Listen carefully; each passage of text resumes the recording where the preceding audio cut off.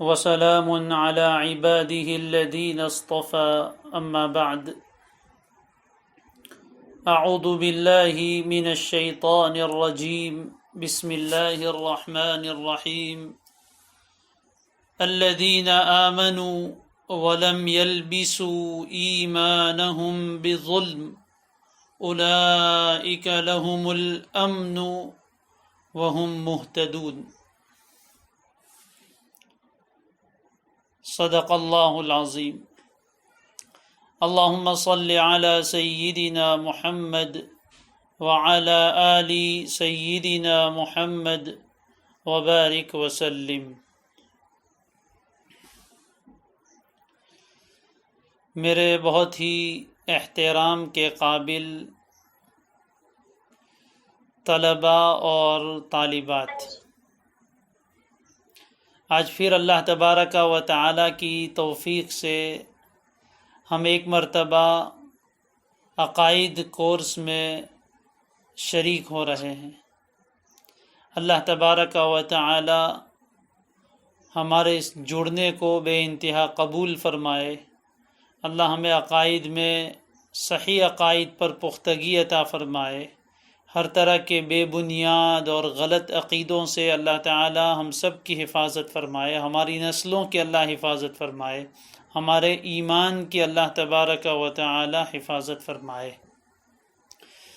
سب سے پہلے تو میں یہ بات ذکر کروں گا، قرآن مجید میں اللہ تبارک و تعالی فرماتے ہیں الذین آمنوا ولم یلبسوا ایمانہم بظلم اولئک لہم الامن وہم مہتدون۔ جو لوگ ایمان لے آئے اور انہوں نے اپنے ایمان کے ساتھ ظلم کو نہیں ملایا، اور ظلم سے مراد یہاں بے اتفاق مفسرین بلکہ خود نبی اکرم صلی اللہ علیہ وسلم نے یہ بات بیان فرمائی کہ ظلم سے مراد شرک ہے، اس لیے کہ آیت کریمہ کا معنی اگر ظلم سے عمومی ظلم لیا جائے، جیسے کہ پہلی مرتبہ صحابہ سمجھے، جب یہ آیت کریمہ نازل ہوئی تو صحابہ بڑے حیران ہوئے کہ قرآن یہ کہتا ہے الذین آمنوا، جو لوگ ایمان لے آئے، ولم یلبسوا ایمانہم بظلم، اور انہوں نے اپنے ایمان کے ساتھ ظلم کو گڈمڈ نہیں کیا، ظلم کی آمیزش نہیں کی، ظلم کو نہیں ملایا۔ تو ظلم سے اگر عمومی ظلم مراد لیا جائے تو کون ہے جو بے گناہی کا دعویٰ کرے؟ معصوم تو کوئی نہیں ہے۔ تو صحابہ بہت ڈرے، اور جو لوگ ایسا کرے ان کے لیے کیا فرمایا؟ اولئک لہم الامن، یہی وہ لوگ ہیں جن کے لیے مکمل امن ہے، وہ مکمل بے خوف ہے، وہم مہتدون، اور وہی لوگ ہدایت یافتہ ہے۔ تو صحابہ ڈر گئے کہ بات کیا ہے؟ اگر ایسی بات ہے کہ وہی لوگ ہدایت یافتہ ہیں اور وہی لوگ بے خوف ہیں جنہوں نے ایمان قبول کرنے کے بعد کوئی ظلم یعنی کوئی گناہ نہیں کیا، تو ڈرے ہوئے سہمے ہوئے نبی اکرم صلی اللہ علیہ وسلم کی خدمت اقدس میں حاضر ہوئے۔ تو آپ نے فرمایا کہ یہ مراد نہیں ہے، کیا تم نے قرآن کی آیت نہیں سنی؟ ان الشرک لظلم عظیم، شرک ظلم عظیم ہے۔ تو یہاں ظلم سے مراد شرک ہے، یعنی جو لوگ ایمان لے آئے اور انہوں نے اپنے ایمان کے ساتھ شرک کو نہیں ملایا، کسی بھی طرح کا شرک، نہ چھوٹا شرک نہ بڑا شرک، کسی طرح کا شرک نہیں ملایا، تو وہ لوگ امن والے ہیں، وہ لوگ بالکل بے خوف ہیں، یعنی جہنم سے بے خوف ہیں، وہم مہتدون، اور وہ ہدایت یافتہ ہے، صحیح راستے پر ہے۔ تو ہمیں کوشش یہ کرنی ہے کہ ہمارے ایمان کے ساتھ ظلم ذرہ برابر، ظلم سے مراد شرک، شرک کی کوئی آمیزش اور ملاوٹ نہ ہو، ہمارا ایمان ہر طرح کے چھوٹے بڑے جانے انجانے شرک سے بہت پاک ہو، تب ہم ہدایت یافتہ کہے جائیں گے، تب ہمیں مکمل امن حاصل ہوگا۔ اس لیے اس بات کی ہم فکر کر رہے ہیں، اور 2 دن سے ہم وہ باتیں پڑھ رہے ہیں اور پڑھا رہے ہیں کہ جن کی وجہ سے انسان ایمان سے نکل کر کفر میں داخل ہو جاتا ہے، جس میں شرک لازم آ جاتا ہے۔ ایسی بہت ساری باتیں ہم نے اس سے پہلے سنی، آج بھی اسی سلسلے کو آگے بڑھاتے ہیں۔ کل اخیر میں یہ بات آئی تھی کہ رضا بکفر غیر، یہ بھی کفر ہے، یعنی دوسرے کسی انسان کے کفر پر راضی ہو جانا یہ بھی کفر ہے، کیونکہ اللہ تعالیٰ کفر سے راضی نہیں، اور جس پر اللہ راضی نہیں اس پر ہم راضی ہو جائے تو یہ منشأ الہی کا مقابلہ ہے اور اس کی تکذیب ہے۔ اس لیے ہمیں ایک دعا مانگنی چاہیے، اللہ مجھے بھی عطا فرمائے آپ کو بھی، کہ اللہ ہماری طبیعت کو شریعت کے مطابق بنا دیجیے، یا یوں دعا کریں اللہ ہمارے مزاج کو شرعی مزاج بنا دیجیے، یعنی ہمارا مزاج بھی ایسا ہی بن جائے جیسا شریعت چاہتی ہے۔ مزاج میں یعنی طبیعت میں اور شریعت میں تضاد نہ ہو کہ شریعت تو ایک برے کام سے روک رہی ہے اور ہماری طبیعت اسی برے کام کی طرف چل رہی ہے، تو اس سے اللہ ہماری حفاظت فرمائے۔ اللہ سے یہ دعا مانگنی چاہیے کہ اللہ ہمارے مزاج کو شریعت کے موافق بنا دے، ہماری طبیعت کو شریعت کے موافق بنا دیجیے۔ تو اللہ تبارک و تعالیٰ جس چیز کو پسند کرتے ہیں ہم اس چیز کو پسند کریں، اور اللہ جس چیز کو ناپسند کرتے ہیں ہم بھی اس چیز کو ناپسند کریں۔ اللہ ایمان کو پسند کرتے ہیں، کفر کو ناپسند کرتے ہیں، تو ہم بھی ایمان کو پسند کریں، اپنے لیے بھی دوسروں کے لیے بھی۔ اور اللہ تعالیٰ کفر کو ناپسند کرتے ہیں تو ہم بھی کفر کو اپنے لیے بھی ناپسندیدہ سمجھے اور دوسروں کے لیے بھی ناپسندیدہ سمجھے۔ اگر ہم کسی اور کے لیے کفر کو اچھا سمجھ رہے ہیں اور اس پر راضی ہیں تو اس کا مطلب یہ ہوا کہ ہم اللہ تعالیٰ کے منشے کے مطابق کام نہیں کر رہے ہیں۔ آگے ایک اور بات ذکر کی ہے کہ دوسرے کو کفر اور ارتداد کی راہ بتلانا بھی کفر ہے۔ کسی دوسرے کو کفر کا راستہ دکھانا یا ارتداد یعنی ایمان سے پھر جانا، پہلے مسلمان تھے نعوذ باللہ ثم نعوذ باللہ، پھر ایمان چھوڑ کر کافر بن گئے، تو اس کو کہتے ہیں مرتد ہو جانا، اور اس کو عربی میں کہا جاتا ہے ارتداد۔ تو کسی دوسرے کو کفر کی راہ دکھانا یا کسی مسلمان کو ارتداد کا، مرتد ہونے کا راستہ دکھانا وہ بھی کفر ہے۔ وضاحت اس کی یہ ہے کہ مثال کے طور پر کسی دنیاوی فائدے کو حاصل کرنے کے لیے، کسی دنیاوی فائدے کو حاصل کرنے کے لیے یا کسی عورت کو اپنے شوہر سے جدا کرنے کے لیے یہ حیلہ بتائے کہ تم کافر ہو جاؤ۔ ظاہر ہے کہ نکاح دو مسلمانوں کے درمیان ہوتا ہے، اب کوئی عورت کسی مرد کے نکاح میں ہے اور جب تک اس کے نکاح میں وہاں تک کسی دوسرے سے نکاح نہیں ہو سکتا اور وہ مرد اس کو چھوڑتا نہیں ہے، تو یہ اس عورت کو راستہ دکھا رہا ہے کہ تجھے اگر اس مرد سے الگ ہونا ہے تو نعوذ باللہ تو کفر کر لے۔ ظاہر ہے کہ جب یہ مرتد ہو گئی، کافرہ ہو گئی، تو مومن اور کافر کے درمیان نکاح نہیں رہتا، لہذا نکاح خود بخود ٹوٹ جائے گا، تو اس کے نکاح سے نکل جائے گی، بعد میں پھر ایمان قبول کر لینا۔ ایسا الٹا راستہ کسی کو دکھائے یا کسی دنیاوی فائدے کے لیے کسی دوسرے کو کفر کی راہ دکھائی، تو یہ ایسے حیلے پر وہ سامنے والا آدمی جس کو دکھایا ہے وہ عمل کرے یا نہ کرے، لیکن یہ بتانے والا خود کافر ہو جائے گا، اس لیے کہ وہ اس کو کفر کا راستہ دکھا رہا ہے۔ اس نے عمل نہیں کیا، کلمہ کفر نہیں کہا، مرتد نہیں ہوئی، لیکن یہ بتانے والا کافر ہو جائے۔ اسی طرح آگے آ رہا ہے کفر کی تمنا کرنا، یہ بھی کفر ہے، تو اس کو ہمیشہ یاد رکھنا چاہیے۔ آگے فرماتے ہیں کہ کسی حرام کام کے شروع میں، کام حرام ہے، گناہ کا ہے، اس کے شروع میں بسم اللہ کہنا یہ بھی کفر ہے۔ جیسے زنا کرنا، شراب پینا، یہ سب حرام کام ہے، یہ حرام اور قطعی یعنی یقینی قرآن و حدیث سے اس کا حرام ہونا ثابت ہے۔ ان کے شروع میں کوئی آدمی اللہ کا نام لے رہا ہے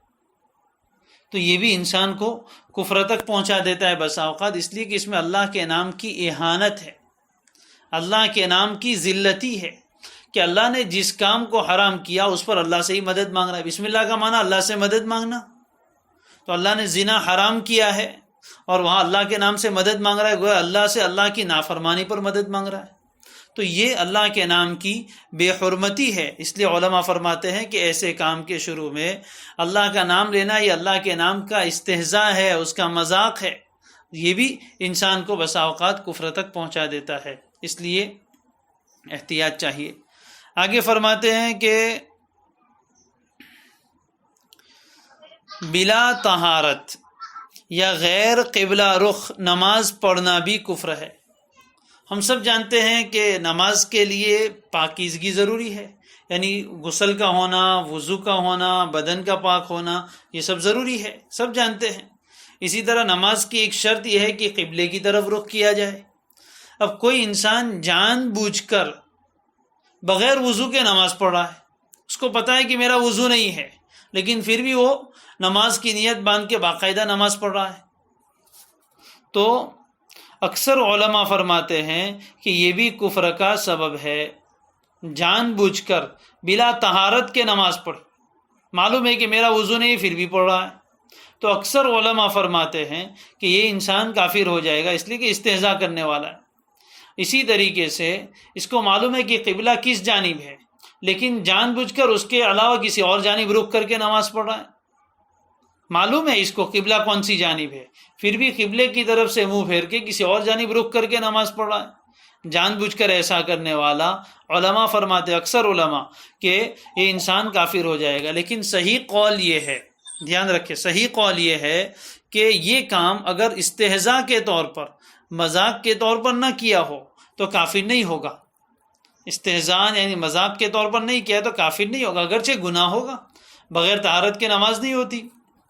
قبلے کی طرف رخ کیے بغیر نماز نہیں ہوتی، اور جان بوجھ کر ایسا کرے گا تو گناہ بھی ہوگا۔ لیکن علماء فرماتے ہیں کہ اگر استہزاء مذاق اڑاتے ہو کہ میں تو وضو نہیں کرتا، ایسے ہی نماز پڑھتا ہوں، نعوذ باللہ، تو اگر استہزاء مذاق اڑاتے ہوئے شریعت کے احکام کو ہلکا سمجھتے ہوئے یہ کام کیا ہے تو علماء فرماتے کافر ہو جائے گا۔ اور اگر ایسا نہیں ہے، محض سستی کی وجہ سے اس نے نماز ایسے ہی پڑھ ڈالی، یا کسی اور وجہ سے قبلے کے علاوہ کی جانب رخ کر کے نماز پڑھ لی، تو ایسی صورت میں وہ کافر نہیں ہوگا، لیکن پھر بھی احتیاط کرنا چاہیے۔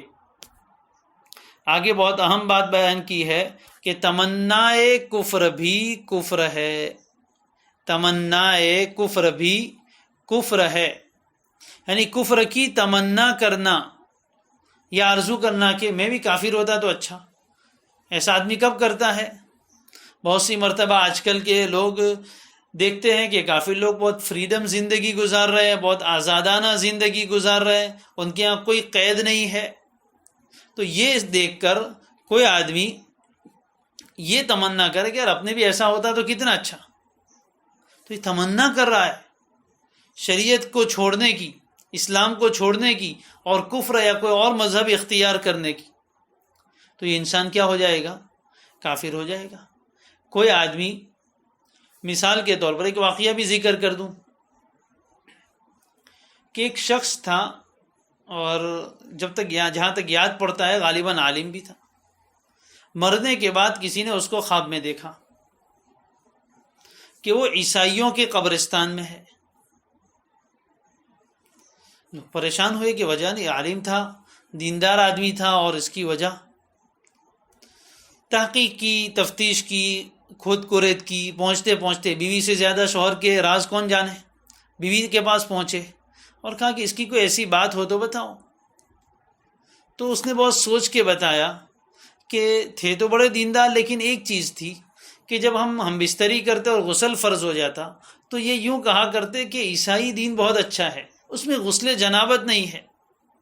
شریعت کا ایک حکم ہے غسل جنابت، یعنی آدمی ناپاک ہو جائے تو اس کو غسل کرنا ہے، جب تک وہ غسل نہیں کرے گا وہاں تک پاک نہیں ہوگا۔ بسا اوقات انسان کو ناگوار گزرتا ہے، سردی کا موسم ہو یا رات کو غسل کرنا ہو، تو یہ طبعی ناگواری الگ چیز ہے، لیکن زبان سے یہ کہنا کہ یہ غسل جنابت نہ ہوتا، عیسائی دین میں کتنا اچھا ہے کہ اس میں غسل جنابت نہیں ہے، یہ تمنا کرتا تھا، تو اس کا حشر ان لوگوں میں ہو گیا۔ ڈرنے کی چیز ہے، اس لیے اس کی تمنا کرنا کہ ہمارے یہاں بھی ایسا ہوتا تو کتنا اچھا۔ اسی طرح کسی کافر رشتہ دار کے مرنے پر میراث پانے کے لیے، ظاہر ہے کہ میراث کا ایک قاعدہ یہ ہے کہ دو الگ الگ مذہب کے لوگ ایک دوسرے کے وارث نہیں ہوتے۔ مثال کے طور پر باپ مسلمان ہے، بیٹا کافر ہے، تو باپ مر جائے گا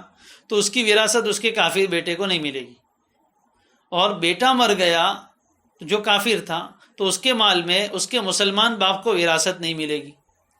تو کسی کا کوئی رشتہ دار غیر مسلم تھا اور وہ مر گیا تو اس کی میراث پانے کے لیے اس نے یہ تمنا کی کہ کاش میں بھی اسی دین میں ہوتا تو اس کے مال میں سے مجھے حصہ ملتا. یا کوئی خوبصورت غیر مسلمہ عورت ہے، اس سے شادی کرنے کے لیے کہ وہ عیسائی لڑکی ہے یا ہندو لڑکی ہے، میں مسلمان ہوں اس لیے میرے ساتھ شادی نہیں کر رہی ہے، تو میں بھی ہندو ہوتا تو اس کے ساتھ میری شادی ہو جاتی، میں عیسائی ہوتا تو اس کے ساتھ میری شادی ہو جاتی. اس طرح تمنا کرے، چاہے وہ مرد کرے یا عورت کرے. آج کل تو ارتداد کا دور ہے، اللہ ہم سب کی اور ہماری نسلوں کی حفاظت فرمائے، کہ مسلمان لڑکیاں اپنا دین چھوڑ کر غیر مسلم بن رہی ہے، مسلمان لڑکے غیر مسلم عورت کے ساتھ شادی کر کے اپنا دین چھوڑ رہے. تو اس طرح کی تمنا کرنا صرف یہ بھی انسان کو کفر تک پہنچا دیتا ہے. یا کسی نو مسلم کو بہت کچھ مالی فائدہ ملنے کے وقت، کسی نو مسلم کو بہت کچھ مالی فائدہ ہوا، یعنی نیا اسلام میں آیا تو لوگوں نے بہت مدد کی، تو یہ بھی سوچے کہ میں بھی مسلمان نہ ہوتا اور بعد میں مسلمان ہوتا تو مجھے بھی یہ سارے فائدے ملتے. یا کفار کو دنیاوی لذتوں اور نعمتوں میں دیکھ کر کسی مسلمان کا دل میں یہ تمنا کرنا کہ کاش میں فی الحال مسلم نہ ہوتا بلکہ کافر ہوتا تاکہ یہ فوائد مجھے بھی مل جاتے. تو یہ تمنا کرنا بھی کفر ہے، یہ تمنا کرنا بھی کفر ہے. اس لیے بہت زیادہ انسان اپنی سوچ پر بھی کنٹرول رکھے.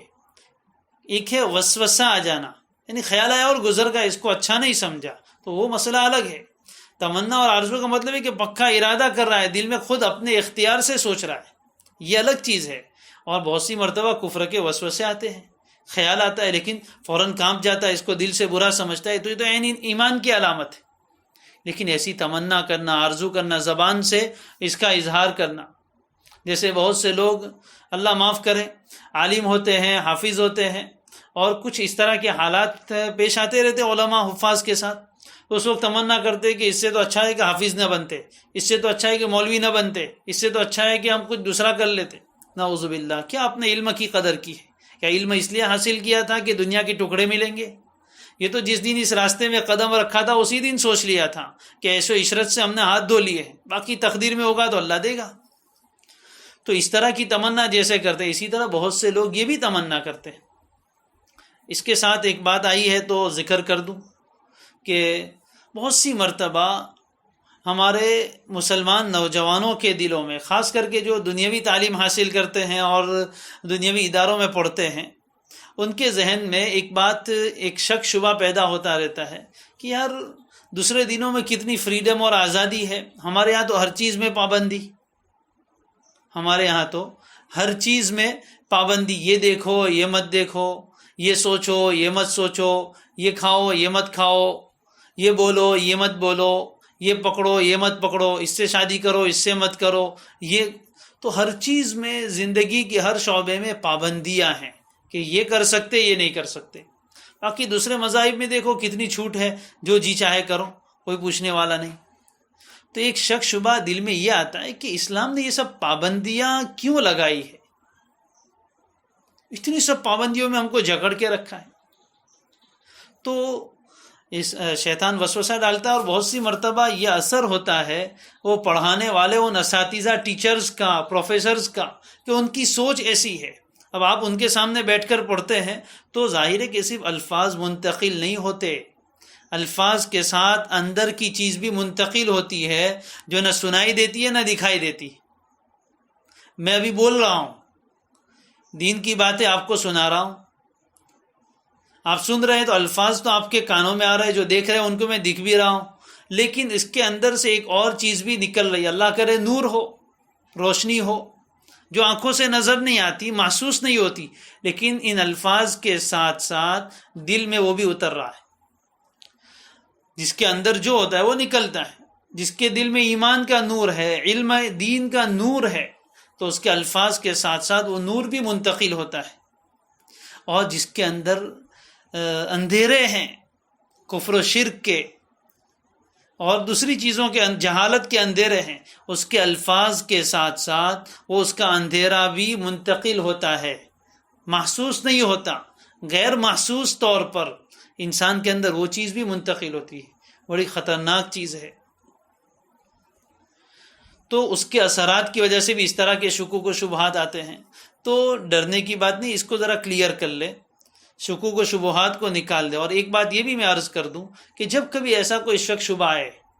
تو بہت سے مسلمان تو اس کو بے دھڑک اظہار کرتے ہیں، اور بہت سے ایسے ہیں کہ ڈر کے مارے کہ اگر ہم ایسا بولیں گے تو لوگ کیا سوچیں گے، مولوی صاحب کیا کہیں گے، گھر والے کیا کہیں گے، اس لیے زبان سے بولتے تو نہیں ہے لیکن اندر ہی اندر شکوک و شبہات کو پالتے رہتے ہیں، اور بہت سی مرتبہ ایسے ہی شک شبے لے کر دنیا سے جاتے ہیں، ایمان کا خطرہ ہے۔ تو ایسے موقع پر اگر کوئی ایسا شک شبہ ہے تو کسی اچھے عالم دین سے جو اس کا جواب آپ کو سمجھا سکے اس سے جا کر پوچھنا چاہیے تاکہ یہ سب شک شبے دور ہو جائے۔ تو یاد رکھیے کہ پابندی صرف اسلام میں نہیں ہے، پابندی ہر شعبے میں آپ اپنے گھر سے شروع کیجئے۔ کوئی دنیا میں ایسی جگہ نہیں ہے جہاں کوئی پابندی نہ ہو، آپ کے گھر میں بھی پابندیاں ہیں۔ آپ جس گھر میں پل کر بڑے ہوئے ہیں، آپ کے ابا نے، آپ کے گھر میں جو بھی بڑے ہیں، انہوں نے گھر میں کچھ اصول و ضوابط بنائے، تو آپ گھر میں یہ کر سکتے، یہ نہیں کر سکتے، اتنے بجے گھر میں آ جانا ہے، اتنے بجے نکلنا ہے، یہ کرنا ہے، یہ نہیں کرنا ہے، یہ گھر میں بھی پابندیاں ہوتی ہے۔ پھر آپ کسی اسکول میں جاتے ہیں تو وہاں بھی آپ کو پابندیاں ہوں گی۔ اسکول کا ٹائم 10 سے لے کر 5 بجے تک کا ہے، آپ کہیں میں تو 12 بجے آؤں گا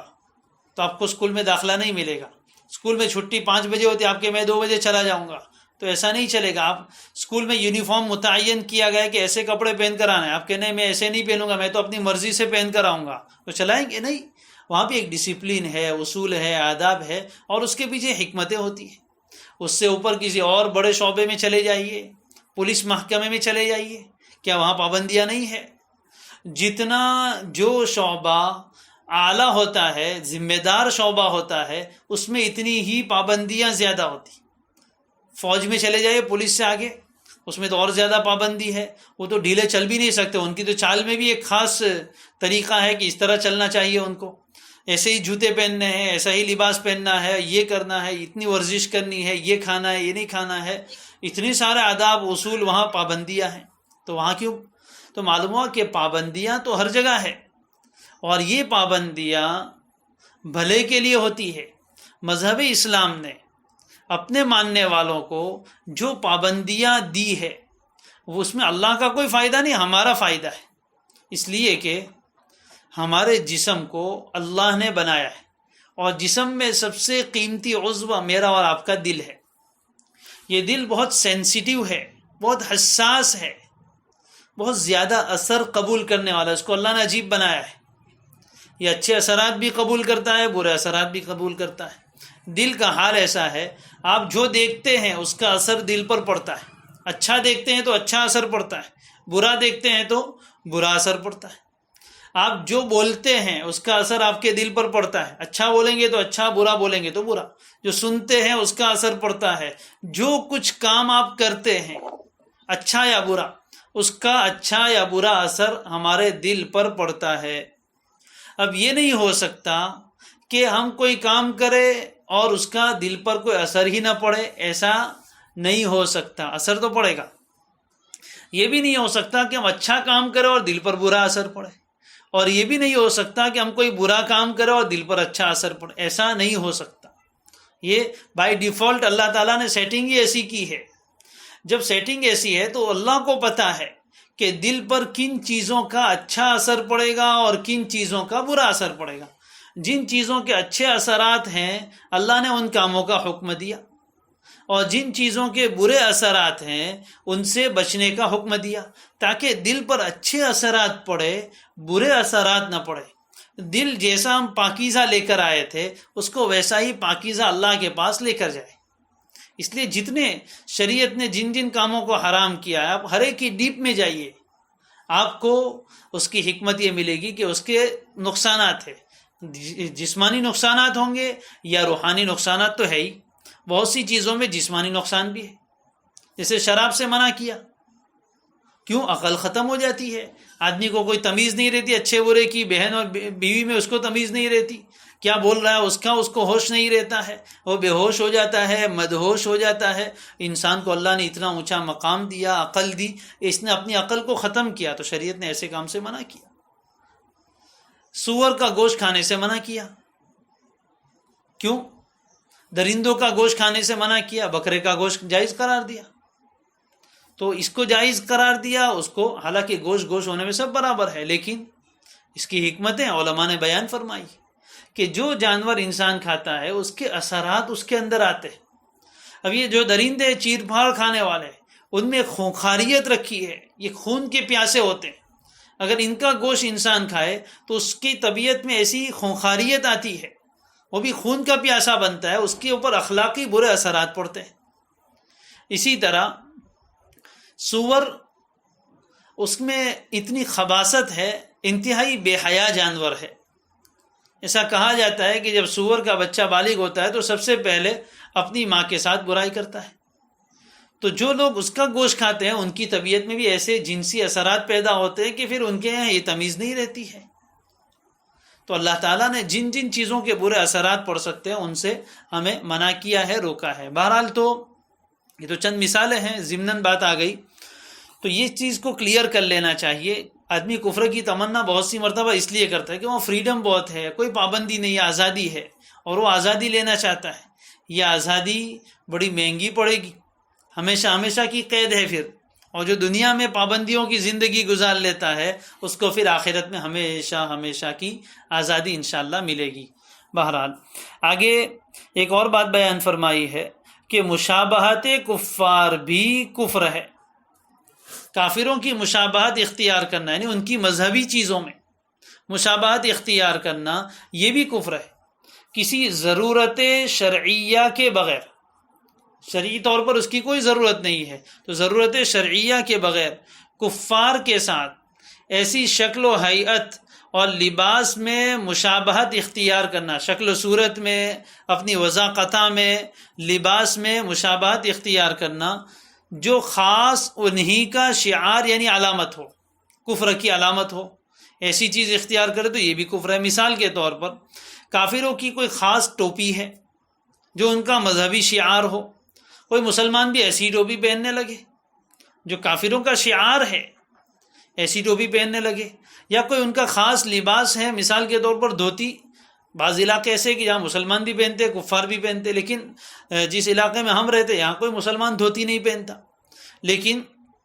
کافروں کا مذہبی لباس یہی ہے۔ اب کوئی آدمی ان کی مشابہت اختیار کرتے ہوئے دھوتی پہن لے، حالانکہ کوئی ضرورت شرعیہ نہیں ہے، تو یہ کافروں کے ساتھ ان کی مذہبی چیز میں مشابہت۔ سر پہ تلک لگانا یہ کافروں کا خاص شعار ہے، الگ الگ طرح کے آپ نے بھی دیکھے ہوں گے، تلک لگائے جاتے ہیں اور پتہ نہیں کیا کیا چیزیں لگائی جاتی ہیں۔ کوئی مسلمان بھی نعوذ باللہ اس میں ان کے ساتھ مشابہت اختیار کرے بلا ضرورت کے، تو یہ بھی کفر میں داخل ہو جائے گا۔ اسی طرح زنار، جو خاص کر کے برہمن لوگ ہوتے ہیں، ان کے ایک خاص طرح کی دھاگے کی بنی ہوئی ایک زنار ہوتی ہے جس کو جنوئی بھی کہتے ہیں، وہ خاص طریقے سے باندھی جاتی ہے، وہ ان کا مذہبی شعار ہے، کوئی مسلمان بھی ایسا باندھنے لگے۔ یا ان کے یہاں بہت سی مرتبہ بچے پیدا ہوتے ہیں تو کچھ خاص منت مانتے اور اس کے بال نہیں کاٹتے، اس کو بابری رکھنا بولتے ہیں، اور جب ایک خاص عمر کو پہنچتا ہے یا اس کی جو منت جتنے سال کی ہوتی ہے وہاں تک اس کے بال نہیں کاٹے جاتے، اور پھر اس کے بعد کسی خاص جگہ پر جا کر اس کے بال کاٹتے ہیں اور اس کو کہتے ہیں بابری اتارنا۔ یہ ان کی مذہبی رسم ہے، اس میں کوئی انسان شریک ہو جائے تو یہ بھی کفر ہے۔ تو زنار پہننا یا پہنانا یہ یہود و نصارہ کی مخصوص صورت و سیرت، یہودیوں کی ٹوپی، ہم بھی ٹوپی پہنتے وہ بھی ٹوپی پہنتے، ان کی خاص ٹوپی ہوتی ہے، ایسی اوپر چھوٹی سی ٹوپی رکھتے یہودی لوگ، کوئی مسلمان بھی ایسی ٹوپی پہننے لگے ان کی سٹائل میں، تو ان کے ساتھ مشابہت اس نے اختیار کی۔ تو جو چیزیں کوئی مذہبی شعار ہو، مذہبی علامت ہو، ایسا کوئی شعار اختیار کرنا اور اس میں ان سے مشابہت اختیار کرنا، یہ انسان کو کفر تک پہنچا دیتا ہے۔ بہت سی مرتبہ یہ جو فلم بنانے والے یا اس طرح کے جو ایکٹر ہوتے ہیں جو بروزن ٹریکٹر ہے، تو وہ بھی فلم میں یا اس میں کسی کافر کا رول اپنا لیتے ہیں، کبھی مندر میں جا کے آرتی اتارتے ہیں، اگرچہ حقیقت میں کرتے ہو نہ کرتے ہو، لیکن اتنی دیر کے لیے کرنا یہ بھی انسان کو کفر تک پہنچا دیتا ہے۔ اس سے پہلے میں نے کہا تھا، پھر کہوں گا، بہت سے علاقوں میں یہ چیز اب چل پڑی ہے کہ جب ہندوؤں کے مخصوص تہوار آتے ہیں، خاص کر کے جو سیاسی اور پولیٹیکل لوگ ہیں وہ اس میں بھی چلے جاتے ہیں، اس میں چندہ بھی دے دیتے ہیں، کہ ہماری پارٹی کا کام چلے گا، چندہ بھی دے دیتے ہیں. علماء سے جا کر پوچھیے. میں کسی پر کفر کا فتویٰ نہیں لگاتا ہوں، لیکن علماء سے کفر کے کام میں اس کی مدد کرنا، شرک کے کام میں اس کی مدد کرنا، یہ انسان کو کہاں، یہ رضا بالشرک ہے، تبھی تو اپنا مال دے رہا ہے. اس لیے ایسی کوئی مجبوری نہیں ہے تھوڑے سے فائدے کے لیے آخرت کا اتنا بڑا نقصان کر لینا، یہ کوئی عقل مندی کی بات نہیں ہے. کفار کی مجالس عشرت میں شرکت کی غرض سے ان کی شکل و ہیئت اختیار کرنا بھی کفر ہے. مجالس عشرت یعنی ناچ گانے کی کوئی مجلس ہے جس میں عیش و عشرت ہوتی ہے اور عیاشیاں ہوتی ہے، اس میں مان لو کہ صرف کافروں کو ہی جانے کی اجازت ہے، کسی اور مذہب والے کو نہیں جانے دیتے ہیں، تو اس میں شرکت کرنے کے لیے، اپنی لذت حاصل کرنے کے لیے وہ بھی ایسا بیس اختیار کر لے، ایسا کوئی لباس پہن لے، ایسی کوئی وضاقتہ اپنا لے جس سے پتہ چلتا ہے کہ یہ بھی کافری ہے، اور وہاں چلا جائے تو یہ بھی کفر ہے. اگر کسی جگہ کفار نے رقص یعنی ناچ گانے کی اور عیش و عشرت کی مجلس لگائی ہو اور کوئی مسلمان ان کے ناچ گانے میں اور عیش و عشرت میں شرکت کی غرض سے ان کی ہیئت و وضاقتہ اختیار کر لے، یا ایسا کرنے کا پختہ ارادہ ہی کر لے، گیا بھی نہیں صرف ارادہ کیا، تو اس سے بھی وہ کافر ہو جائے گا. جیسے ان کا ایک تہوار آتا ہے نوراتری، یعنی 9 راتیں ہوتی ہیں جس میں کچھ خاص طرح کی پوجا کرتے ہیں، وہ پوجا سے ہٹ کے پھر الگ کچھ بن گیا ہے، جیسے بہت سے بڑے شہروں میں اور اس طرح ہوتا ہے کہ نوجوانوں کے ناچ گانے کی اچھی خاصی وہ ایک مجلس لگتی ہے، تو اس میں وہ غیر مسلموں کو اجازت نہیں، وہ مسلمانوں کو اجازت نہیں دیتے یا کسی اور مذہب والے کو، تو بہت سے مسلمان نوجوان اس میں شرکت کرنے کے لیے ایسی وضاقتہ اپنا لیتے ہیں کہ پتہ ہی نہیں چلتا ہے کہ مسلمان ہے کہ غیر مسلم ہے، اور اس میں شرکت کرتے ہیں. تو یہ شرکت کرنا بھی کفر اور شرکت کا پکا ارادہ کر لینا بھی کفر ہے. آگے فرماتے کفار کے مخصوص مذہبی تہواروں میں شرکت کرنا یا کفار کی خوشنودی حاصل کرنے کی غرض سے، دھیان سے سننا، کافروں کے مخصوص مذہبی تہوار جیسے ہولی، دیوالی، اس طرح ان کے اور بھی تہوار آتے رہتے ہیں، اس میں شرکت کرنا. ہولی میں وہ بھی چلے گئے ہولی جلانے کے لیے، یا وہ ہولی کے دوسرے دن وہ کچھ رنگ ڈالنے کا تہوار ہوتا ہے، اس میں بہت سے مسلمان شرکت کر لیتے ہیں، تو یہ ان کے مذہبی تہوار ہے، اس میں شرکت کرنا. دیوالی میں جیسے وہ لوگ دیے جلاتے ہیں ویسے مسلمان بھی دیے جلانے لگے، نعوذ باللہ.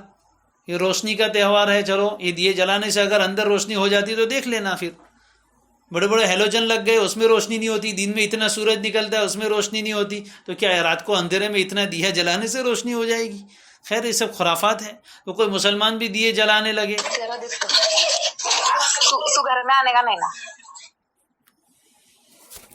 تو کافروں کے مخصوص مذہبی تہواروں میں شرکت کرنا بہت ڈرنے کی چیز ہے، یا کفار کی خوشنودی حاصل کرنے، ان کو راضی کرنے کے لیے ان کے تہواروں میں ان کو تحفے بھیجنا،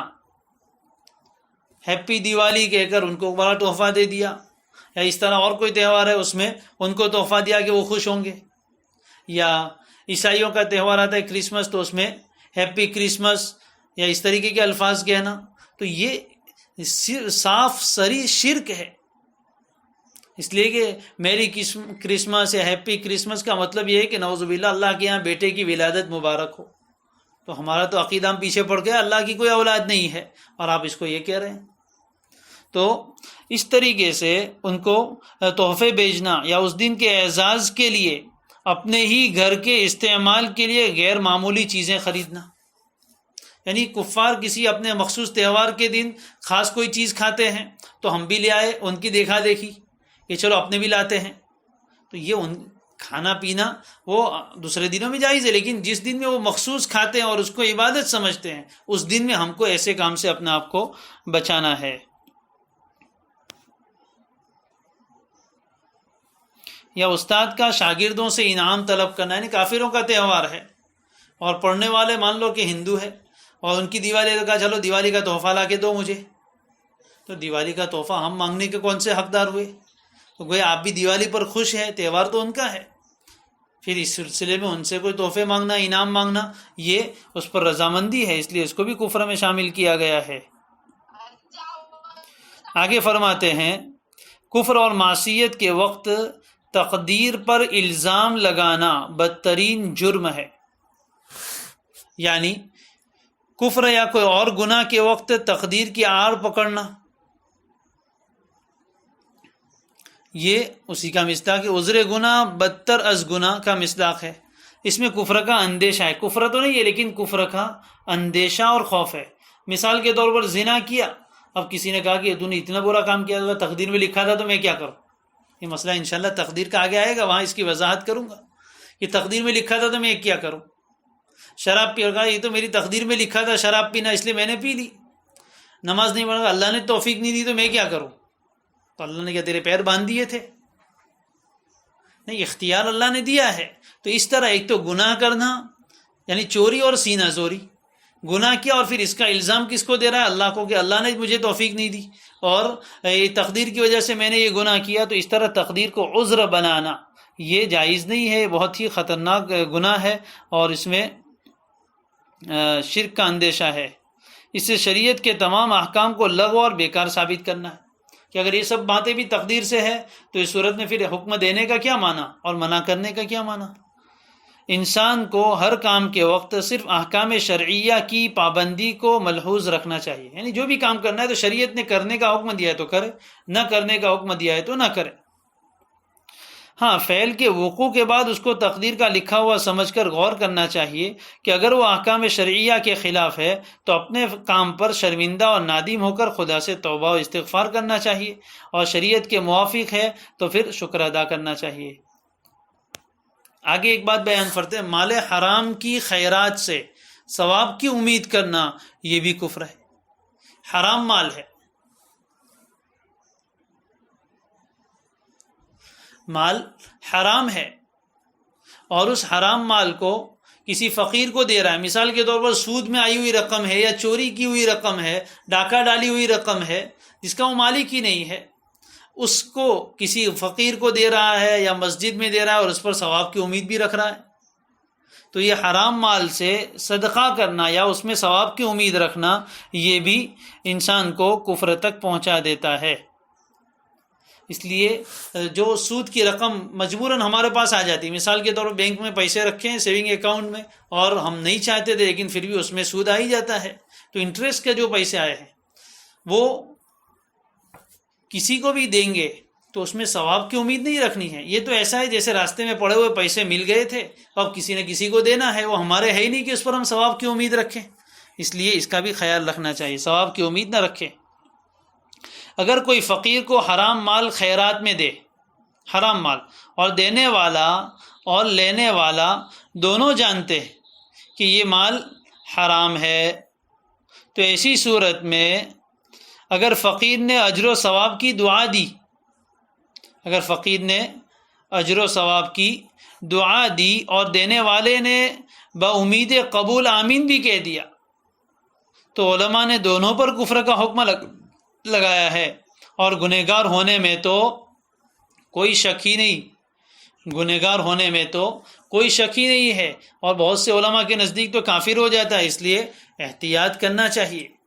بہت سے لوگ اس سلسلے میں تانا دیتے ہیں کہ مولویوں کا کام یہ لوگوں کو کافر بنانا. تو یاد رکھیے، مولوی کا کام کافر بنانا نہیں ہے، کافر بتانا ہے. بنانا اور بتانا میں بہت فرق ہے. ہم کسی مومن کو کافر نہیں بناتے، لیکن کسی نے کفر کا کام کیا تو بتائیں گے کہ یہ کفر کا کام ہے. تو بتانا اور چیز ہے، بنانا اور چیز ہے. بنتے تو خود ہے، ہم تو صرف بتا رہتے ہیں کہ یہ کوئی آدمی چوری کرتا ہے تو چوری کرنے والا تو وہ ہے، دیکھنے والا نے تو صرف بتایا کہ اس نے چوری کی ہے. یہی حال ہے. آگے فرماتے غیر ملت اسلامیہ کی جھوٹی قسم کھانا بھی کفر ہے. یعنی اسلام کے علاوہ کسی اور مذہب کی جھوٹی قسم کھائے. مثال کے طور پر کوئی آدمی یوں کہے کہ میں یہودی یا نصرانی یا ہندو ہوں گا اگر میں نے یہ کام کیا، یعنی اگر یہ کام میں کروں تو میں ایمان سے نکل جاؤں، اگر میں یہ کام کروں تو میں ہندو ہوں، اگر میں یہ کام کروں تو میں نصرانی ہوں. ایسی کوئی بات کہے حالانکہ وہ جانتا ہے کہ اس نے وہ کام کیا، یعنی جھوٹا کوئی کام کر ڈالا اور جب اس پر الزام آیا تو اپنے آپ کو بچانے کے لیے ایسی جھوٹی قسم کھا رہا ہے. ہاں، حقیقت میں اس نے نہیں کیا ہے، اور پھر وہ یوں کہتا ہے، پھر بھی احتیاط کرنا چاہیے، اس طرح کی خامخواہ کی قسمیں کھانے سے بچنا چاہیے، لیکن حقیقت میں اس نے وہ کام نہیں کیا ہے اور پھر ایسا کہے گا تو کافر نہیں ہوگا، لیکن اس کو معلوم ہے کہ میں نے ایسا کیا ہے، لیکن سامنے والے کے الزام سے اپنے آپ کو بچانے کے لیے اس طرح کی بات کہہ ڈالتا ہے۔ جیسے بہت سے لوگ یوں کہتے ہیں کہ اگر میں نے یہ کام کیا ہو تو میری بیوی کو طلاق۔ کیا ضرورت ہے بھائی خامخواہ تمہاری وجہ سے بیوی کو طلاق دینے کی؟ بہت سے لوگ کہتے ہیں اگر میں نے یہ کام کیا ہو، حافظ ہے، کہتے ہیں اگر میں نے یہ کام کیا ہو تو میں قرآن بھول جاؤں۔ بھائی اس کو بیچ میں کیوں لاتے ہو؟ اپنی طرف سے صاف کو بہت ہی زیادہ ضرورت ہے تو کہہ دو اللہ کی قسم میں نے یہ کام نہیں کیا یا کیا ہے، اس سے آگے یہ سب چیزیں لانے کی ضرورت کیا ہے؟ لیکن اس طرح اگر کسی نے کہا، اس کو معلوم ہے کہ میں جھوٹا ہوں، پھر بھی اس نے کہا کہ اگر میں نے یہ کام کیا ہو، حالانکہ کیا ہے، لیکن کہہ رہا ہے اگر میں نے یہ کام کیا ہو تو میں ہندو، اگر میں نے یہ کام کیا ہو تو میں نصرانی، تو وہ ایمان سے نکل جائے گا۔ اکثر علماء فرماتے کہ اس قسم اٹھانے سے اس پر کافر ہو جانے کا حکم لگایا جائے گا، اس لیے احتیاطاً اس سے بھی توبہ کر کے ایمان کو اثر نو اختیار کرنا چاہیے۔ آگے فرماتے ہیں قیامت اور اس کے صحیح واقعات میں سے کسی واقعے کا انکار کرنا کفر ہے، یعنی قرآن شریف میں اور احادیث صحیحہ میں قیامت اور اس میں آنے والے جتنے واقعات کا ذکر آیا ہے وہ سب یقینی ہے، ان میں سے کسی ایک واقعے کا انکار بھی کر دے تو کفر ہے۔ قیامت قائم ہوگی یہ تو ظاہر آ گیا ہے والیوم الآخر، اور قیامت کے دن کیا کیا حالات پیش آنے والے ہیں بہت سی قرآن میں بھی ہے، بہت سی باتیں اور احادیث صحیحہ میں بھی آئی ہے، تو جو باتیں وہاں آئی ہے ان میں سے کسی بات کا انکار کرے گے، مثال کے طور پر تمام اعمال کا وزن ہوگا، قرآن میں بھی ہے اور احادیث میں بھی یہ بات آئی ہے۔ اب کوئی آدمی نعوذ باللہ یہ کہے کہ وزن کچھ ہونے والا نہیں ہے، تو اس کا انکار کرنا اس کو کفر تک پہنچا دے گا، اس لیے کہ قرآن کی سیدھی آیت کا انکار کر رہا ہے۔ اسی طرح آگے بہت اہم بات ہے، یہ بہت سی باتیں ہم نے کہی اور سنی کہ کن کن چیزوں کی وجہ سے کفر ہو جاتا ہے، وہ اپنے آپ کو اور اپنے متعلقین کو اور دوسرے مسلمانوں کو بچانے کے لیے ہے، فتویٰ دینے کے لیے نہیں ہے۔ اب آج سے بستی میں سب لوگوں پر فتویٰ لگانے مت لگ جانا، وہ کافر ہو گیا، یہ کافر ہو گیا، اس نے فلاں دن ایسا کیا تھا ورنہ فساد ہوگا۔ اس لیے آگے لکھا ہے کہ اسباب مکفرہ کی وجہ سے کسی مسلمان پر کفر کا فتویٰ لگانے میں احتیاط لازم ہے، یعنی اگر کسی شخص میں اوپر ذکر کیے ہوئے یا کچھ اور ایسے اسباب جن کی وجہ سے انسان کافر ہو جاتا ہے موجود ہے کسی میں، مگر باوجود اس کے مومن ہونے کا ایک سبب بھی اس میں موجود ہو، تو اس پر کفر کے فتوے میں احتیاط کرنی چاہیے، ہم فتویٰ نہیں دیں گے، اور مفتی کو اس کے بارے میں کفر کے فتوے میں عجلت نہ کرنی چاہیے، مفتی تو دے نہ دے، اب تو سماج میں سب آدمی مفتی ہے، مفتی صاحب کو پوچھنے کون جاتا ہے، دھڑا دھڑ فتوے لگا دیتے ہیں، اس لیے اس بارے میں کفر کے فتوے میں عجلت نہ کرنی چاہیے، جلد بازی سے کام نہ لے۔ لیکن جس شخص میں اسباب مکفرہ کی موجودگی کے سبب نزد خدا کفر ثابت ہو جائے تو وہ کافر ہی ہوگا، یعنی اللہ کے نزدیک اگر وہ کفر ہے تو وہ کافر ہو جائے گا، مفتی صاحب فتویٰ دے یا نہ دے، کوئی آدمی فتویٰ دے یا نہ دے، لیکن اگر کوئی آدمی کفر کا کام کرے گا اور وہ حقیقت میں اللہ کے نزدیک کفر کا کام ہے تو کافر ہو گیا۔ فتوے کی کوئی ضرورت نہیں ہے کہ کوئی فتویٰ دے گا تو ہی کافر ہوگا، فتویٰ مفتی صاحب نہیں دیں گے تو وہ مسلمان رہے گا، ایسا نہیں ہے۔ مثال کے طور پر کسی آدمی نے اپنی بیوی کے بارے میں زبان سے لفظ طلاق بول دیا، اللہ حفاظت فرمائے، تو جب اس نے بولا تو ہو گئی، مفتی صاحب فتویٰ دے یا نہ دے، مفتی کو پوچھنے جائے یا نہ جائے، جب اس نے زبان سے لفظ طلاق بولا ہے تو وہ طلاق ہو گئی۔ کسی آدمی کو آپ نے گولی ماری اور اس کی روح نکل گئی تو وہ مر گیا، اب چاہے ڈاکٹر اس کا سرٹیفکیٹ لکھ کر دے کہ یہ ڈیڈ باڈی ہے یا نہ لکھ کر دے، وہ مرا ہوا ہے۔ اسی طرح کوئی آدمی کفریہ کام کا ارتکاب کرے تو اللہ کے نزدیک وہ کافر ہو گیا، چاہے دنیا میں لوگ اس کو کافر کہے یا مسلمان کہے، اس سے کوئی فرق نہیں پڑتا ہے۔ تو ایک تو معاملہ ہے اس کے اور اللہ کے درمیان، اور ایک معاملہ ہے انسان یعنی دنیا میں اس پر اسلام کے احکام جاری ہوں گے یا نہیں ہوں گے، تو اس پر فتوے پر اس کا دار و مدار ہے، باقی اس کے اور اللہ کے درمیان جو معاملہ ہے اس میں فتوے کا کوئی دخل نہیں ہے۔ اور کسی مفتی کے فتوائے عدم کفر سے وہ حقیقتاً کفر سے خارج نہ ہوگا، یعنی کسی آدمی نے کفر کا ارتکاب کیا اور مفتی صاحب لکھ کر دے دے کہ آدمی کافر نہیں ہے، تو مفتی کے فتوے کی وجہ سے وہ کفر سے نہیں نکلے گا، وہ کافر ہے تو کافر رہے گا۔ اس لیے ایسے لوگ کہ جن میں اسباب مکفرہ میں سے کوئی سبب پایا جائے، ان کو اگر مفتی کفر کا فتویٰ نہ دیں تب بھی احتیاطاً اللہ کا خوف کر کے اپنی طرف سے اللہ تعالیٰ سے توبہ و استغفار کرتا رہے، اور ساتھ ساتھ تجدید ایمان اور تجدید نکاح بھی کرے۔ یعنی نکاح ہو گیا تھا تو کفر کی وجہ سے نکاح ٹوٹ جاتا ہے، تو دوبارہ اپنی بیوی سے نکاح بھی کرے، اور اپنے ایمان کی بھی تجدید کرے کلمہ پڑھ کے، اور کلمہ رد کفر جو 5واں کلمہ ہے اس کو پڑھتا رہے۔